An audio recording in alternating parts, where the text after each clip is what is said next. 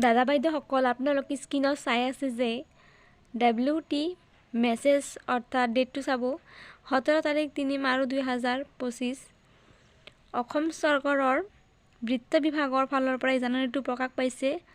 ইয়াত লিখা আছে যে ফাইনেন্স আসাম দিছপুৰ আৰু বিশেষকৈ কোৱা হৈছে যে অল ট্ৰেজাৰিজ অফিচাৰ অৰ্থাৎ অসম চৰকাৰৰ বিত্ত বিভাগৰ ফালৰ পৰা ট্ৰেজাৰীসকলক পঠোৱা হৈছে আৰু ইয়াত কোৱা হৈছে যে চলিত বিত্তীয় বৰ্ষৰ শেষৰ কেইটামান কৰ্মদিনত ৰাখি কোষাগাৰত কৰ্মচাৰী আৰু পেঞ্চনাৰসকলৰ বিলৰ পচন্দ হুলস্থুল এৰাই চলিবলৈ দৰমহা আৰু পেঞ্চনাৰসকলৰ পেঞ্চন মোকলাই দিয়াৰ কাৰণে কি কৰা হৈছে আৰু আপোনালোকৰ চেলাৰী বিলসমূহ 21 তাৰিখ 3/2/2025 তাৰিখৰ আগতেহে জমা দিবলৈ কোৱা হৈছে আৰু ইয়াতে এইখিনিয়ে কোৱা হৈছে।